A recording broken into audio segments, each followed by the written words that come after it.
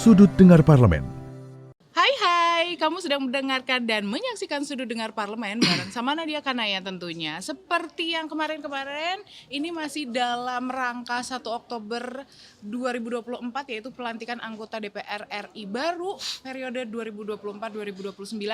Tentunya Nadia juga akan mewawancarai, ngobrol sama anggota DPR RI terpilih untuk periode 2024-2029. Siapa lagi? Siapa ya? Sudah ada Bapak Ananda Tohpati yang merupakan anggota dari fraksi Nasdem, Dapil Jabar 3. Jawa Barat 3. Jadi yang mungkin kemarin menjadi konstituen Pak Ananda Tohpati bisa langsung mendengarkan dan menyaksikan SDP episode ini.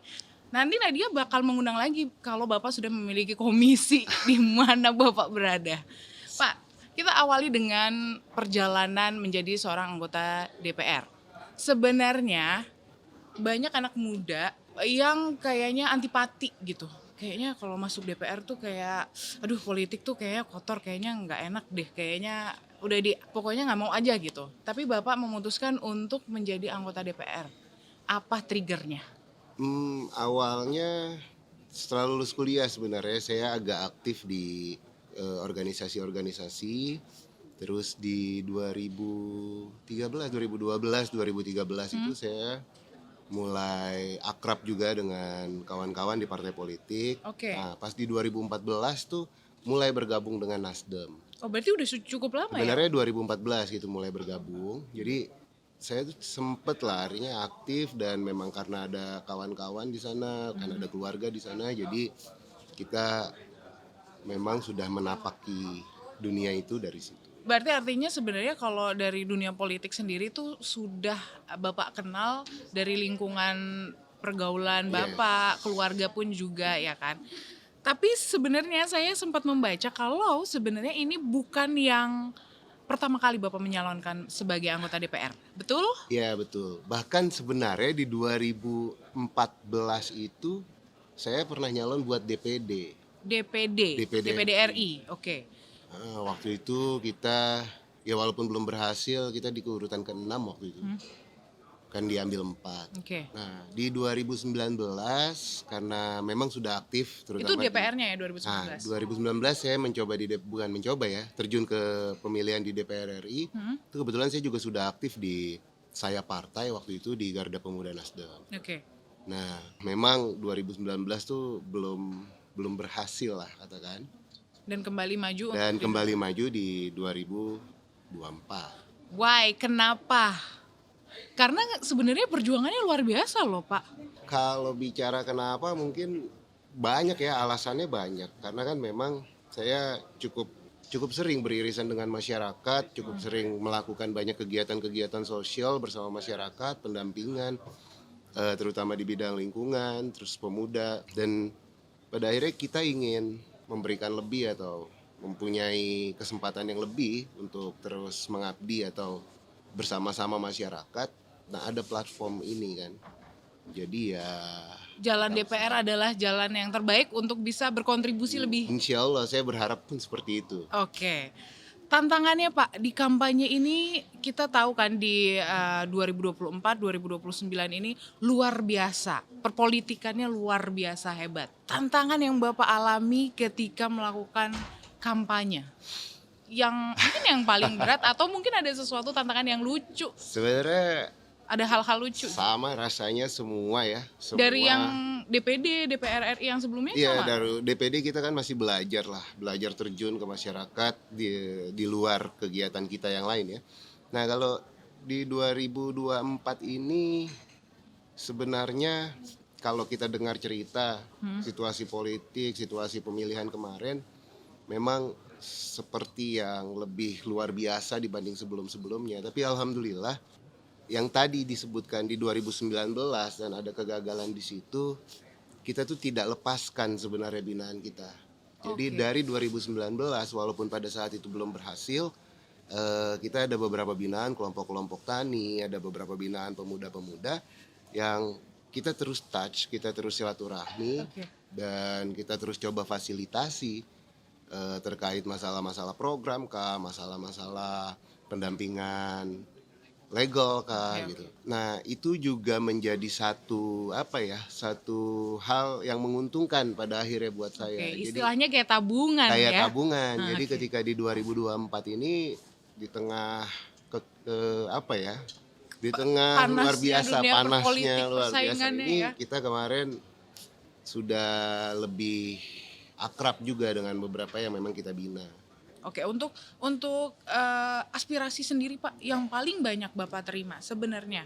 Kalau bicara dapil Jabar 3, di mana di situ ada Kota Bogor dan Cianjur, saya coba pisahkan ya, karena Cianjur ini geografisnya dan masyarakatnya pun memang lebih banyak petani.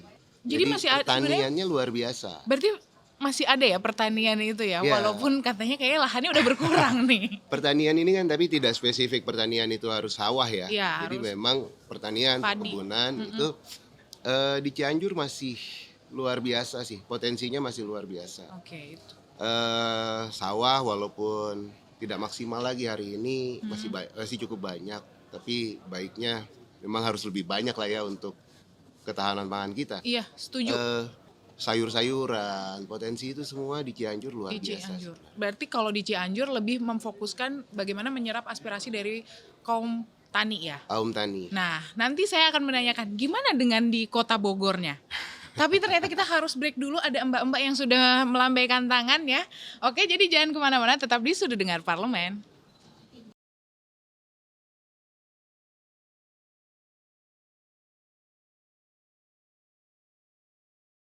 Kembali lagi di Sudut Dengar Parlemen, masih sama Nadia Kanaya tentunya, masih dengan Pak Ananda Tohpati yang merupakan anggota terpilih 2024-2029 dari fraksi Nasdem. Nah, kita lanjutkan. Tantangan apa sih sebenarnya setelah tadi dari Cianjur ya Pak ya? Dari Bogornya sendiri, apa nih? Apakah talas Bogor sudah mulai menghilang? Oh enggak ya. Kalau di Bogor kemarin, ini bicara pada masa kita kampanye ya. Iya, Di Bogor kemarin memang tantangannya berbeda karena Bogor kan sudah urban ya. iya. Jadi strateginya pun kita akhirnya berbeda. Karena akhirnya saya lebih banyak bermain dengan komunitas-komunitas pemuda, bermain di olahraga, di komunitas-komunitas otomotif, Hmm. dan ada juga mahasiswa-mahasiswa. Balik lagi karena dulu saya memang aktif di lingkungan, jadi beberapa komunitas-komunitas pecinta lingkungan pun kita bersama-sama lah Oke, berarti di grab semuanya ya di Grab. istilahnya. Oke, kalau Bapak tadi udah menyampaikan kalau menyentuh anak-anak muda.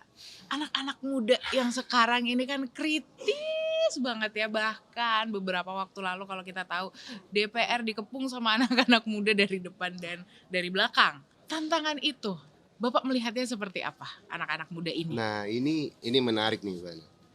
Jadi anak-anak muda ini kan tadi yang kita sama-sama sepakat ya bahwa anak-anak muda ini, mahasiswa-mahasiswa terutama, semua lebih dibanding zaman dulu tuh lebih pintar, lebih Oke, betul, kritis. setuju saya. Cuman kadang-kadang saya melihat kurangnya wadah saja buat mereka untuk diskusi, untuk berkreasi sebenarnya. Sehingga itu membuat kawan-kawan yang muda ini mudah sekali dimanfaatkan oleh quote and quotes, misalnya orang-orang yang hanya memanfaatkan mereka secara tidak bertanggung jawab. Oke, betul. Sebenarnya lebih ke situ. Tapi kalau kemarin waktu masa kampanye turun berdekatan dengan anak-anak muda itu, apakah ada yang secara langsung mengkritisi atau kayak mungkin lebih ke kayak oh ntar dulu nih, kayak seolah-olah kayak ada gap gitu? Kemarin tuh salah satu strateginya memang kita adakan, sebenarnya kita ajak aja, kita undang mereka. Kebetulan ada kawan-kawan juga kan. Kita diskusi acara-acara sederhana seperti bedah buku ini itu, kadang-kadang diskusi yang lebih general. Ya saya bukan terpaksa sih, memang nyatanya harus menerima kan apapun itu. Jadi ide-ide yang mereka sampaikan, bahkan kritikan-kritikan yang mereka sampaikan, bahkan apa bahasa saya ya, ya ada juga yang semacam ngenyek lah, ngenyek itu Oh iya, apa, ada yang ada ejekan dikit lah ya. ejekan-ejekan ini itu ya ya itu kita harus ini saja kan, harus bisa menyerap dan menerima itu. Oke. Karena pada dasarnya kawan-kawan muda ini ketika kita ajak duduk bersama, kita ajak diskusi, sekalipun itu dinamikanya kan ada ejekan, ada Heeh. ini, ada itu, sebenarnya semua bisa gitu, bisa kita selaraskan. Oke. Karena kan perbedaan-perbedaan pendapat itu kan wajar sebenarnya. Emang tak kenal maka tak sayang, makanya kenalan dulu biar sayang ya kan kalau kata orang-orang gitu. Nah, gimana dengan Bapak kan tadi sudah menyinggung beberapa soal lingkungan nih. Apakah akan menjadi fokus pada 2024? Karena emang Indonesia juga secara kondisi climate change ini kan menjadi salah satu permasalahan yang dunia pun juga dalam setiap kali kunjungan dari luar negeri ke Indonesia kayak BKSAP DPR RI pun selalu membahas soal climate change gitu. Apakah itu juga akan menjadi fokus Bapak nantinya soal perubahan iklim ini? Kalau bicara itu jadi fokus atau tidak, saya kebetulan pernah menjalankan satu NGO terkait lingkungan tuh dimulai di tahun 2009. Hmm.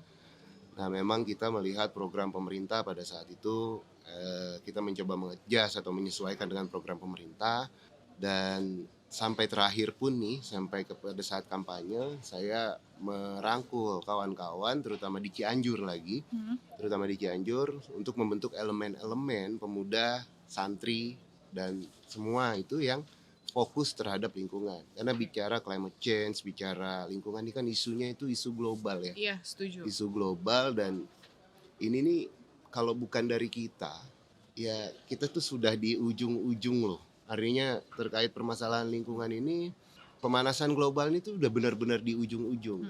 Kita yang harus ambil alih ya. Ya, kalau saya lebih melihat in prinsip, itu tuh dimulai dari diri kita.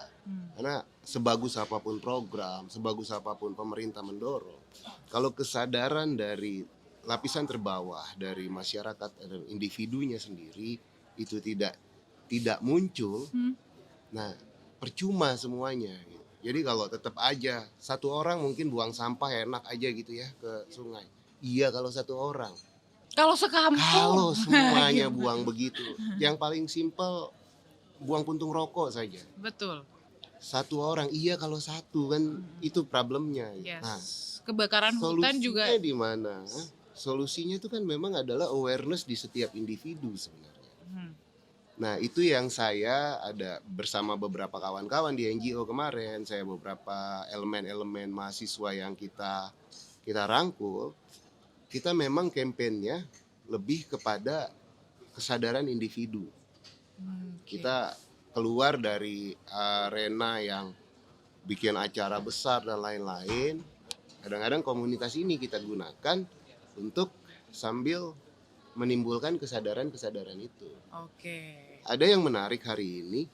Hari ini tuh banyak sekali mahasiswa-mahasiswa, pelajar-pelajar tuh yang sudah mulai tertarik dengan kayak semacam naik gunung. Makin besar nih komunitas itu, naik betul, gunung. betul. Terus bahkan kita yang di kota pun, kita tuh sekarang trennya kita berwisata tuh ke hutan, kita glamping. Padahal kan glamping tuh kalau dipikir-pikir kan ya di tenda, terus Walaupun glam ya tetap aja ya. walaupun glam, beberapa kamar mandinya juga kan kamar mandi yang satu kamar mandi berapa orang Ya, gitu, yang betul. tidak private ya. Nah, tren ini nih mestinya bisa dimanfaatkan untuk apa ya, menumbuhkan kesadaran-kesadaran di setiap individu Untuk kembali ke untuk cinta kembali ke lingkungan. menjaga lingkungannya.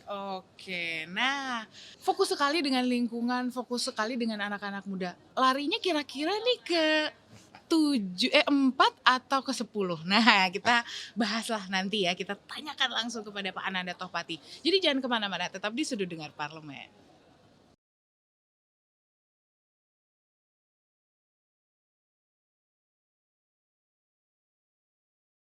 Kembali lagi di Sudut Dengar Parlemen, tentunya masih sama Nadia Kanaya dan Pak Ananda Tohpati dari fraksi Nasdem. Bapak, fokus banget sama lingkungan, anak-anak muda pun disentuh. Anak-anak muda ada di Komisi 10 ya kan?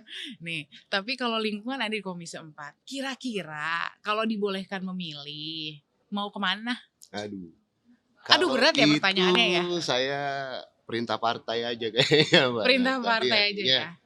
Insya Allah kalau kita siap kalau itu terkait dengan lingkungan, kalau itu terkait dengan pertanian atau terkait dengan anak-anak muda, insya Allah kita sih. Saya pribadi insya Allah siap. Siap. Tapi sebenarnya fokus yang akan Bapak bawa di DPR RI ini apa? Yang mau Bapak perjuangkan lebih? Pada dasarnya kan karena memang itu sudah saya lakukan dari tahun 2009 terkait lingkungan, pariwisata, dan Grab ke anak muda ini. Berada di koridor itu rasanya lebih menarik ya dibanding harus keluar dari yang sudah biasa saya lakukan. Jadi Bapak bisa lebih optimal. Lebih optimal. Oke. Tapi kalau saya mau nanya nih, kemarin kan kita tahu tadi kita sudah menyentil dengan permasalahan banyaknya kritikan dari masyarakat.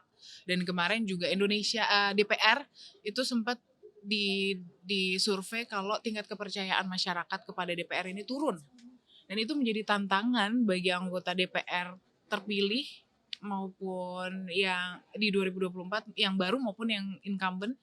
Gimana ya caranya untuk mengembalikan? Kalau Bapak sendiri seperti apa melihatnya? Untuk mengembalikannya? Sebenarnya sederhana, kita jujur saja bekerja buat masyarakat, kita jujur saja bekerja bersama-sama masyarakat, kita coba bridging juga masyarakatnya dengan segala aspirasinya sebenarnya. Oke. Saya rasanya bicara ini karena di 2019 itu saya coba trial dengan, walaupun tidak berhasil, kita masih mencoba artinya menyentuh masyarakatnya, kita masih hadir di tengah masyarakat. Hadir di tengah mereka, ternyata mereka masih bahkan welcome, bahkan menjadi orang yang membela kita. Artinya kan hubungan antar kita dan mereka itu terbangun lebih erat sebenarnya. Oke. Kayak key-nya jujur saja kita gitu, dan memang kita harus bekerja bersama mereka dan untuk mereka. Oke. Nantinya nih kan ini tema besarnya adalah DPR baru, harapan baru. Harapan Bapak sendiri untuk masyarakat Indonesia ke depannya seperti apa? Pada dasarnya sih dengan berbagai tantangan yang ada nih. Bicara dengan berbagai tantangan yang ada ya, artinya dengan semua isu bahkan yang ada. Kayak gini, ketika kita sama-sama mau maju ya berarti kita harus berjalan bersama-sama. Artinya apakah dari sayanya, dari kitanya yang memang ada di DPR maupun dari masyarakatnya. Jadi memang kuncinya yang saya bilang tadi adalah kejujuran dan kebersamaan itu. Oke, kalau untuk dengan harapan dengan tantangannya sebagai anggota DPR sendiri untuk menjalani tugas 3 fungsi utama DPR. Saya cuma berharap saya mampu bisa terlibat aktif dan bisa membuat fungsi ini menjadi lebih efektif saja sih sebenarnya. Iya, terkait apa yang akan saya lakukan. Ya, kontribusi saya semoga bisa membuat sistem ini menjadi lebih efektif. Oke. Pak, Bapak kan salah satu anggota yang muda yang hadir di DPR di periode 2024-2029. Mungkin Bapak ingin mengajak generasi-generasi muda untuk jangan anti politik, atau mungkin besoknya akan ada anak-anak muda juga yang setelah menonton tayangan ini akan maju untuk periode selanjutnya. Kalau muda kayaknya nggak juga paling muda, nggak juga di bagian yang paling muda lah. Saya masuk ke usia-usia yang sudah menapaki. Tapi jiwa muda dong. Semangat muda dong. Apa ya, kalau untuk kawan-kawan atau untuk semua anak-anak muda, pada dasarnya saya nggak bilang mereka anti politik sih. Cuman mereka tuh sebenarnya concern terhadap politik, hanya saja arahnya nih yang memang bumbu-bumbu kanan kirinya karena ada ya. Bumbu kanan kiri ya. Kita jangan bahas di sini lah ya terkait bumbunya. Arahnya saja yang belum tepat. Mungkin bukan anti politik. Coba kita sama-sama saja belajar nanti di wadah-wadah yang memang lebih baik dan lebih tepat, supaya kita menemukan gambaran yang lebih menarik, dan jangan pernah takut untuk melangkah atau menyuarakan dan mencoba. Udah itu? Iya. Oke, kita tunggu deh nanti anak-anak muda yang akan hadir juga mewarnai DPR. Sebelumnya saya mau mengucapkan selamat Terima kasih bergabung dan selamat hadir di DPR. Kita menunggu suara-suara dari Pak Ananda Tohpati di komisi berapapun beliau nantinya akan ada, dan jangan kapok juga kita undang di SDP. Tentunya nanti saya undang sesuai dengan komisi Bapak, dengan isu yang relevan dengan komisi Bapak. Siap, insya Allah. Oke, terima kasih Pak Ananda Topati. Terima Selamat kasih. melanjutkan aktivitas. Dan untuk pemirsa maupun pendengar sudut dengar parlemen, jangan kemana-mana, jangan lupa terus saksikan sudut dengar parlemen di episode-episode selanjutnya. Akhir kata saya Nadia Kana ya, Pak Ananda Topati dan kerabat kerja yang bertugas undur diri. Sampai jumpa dan bye.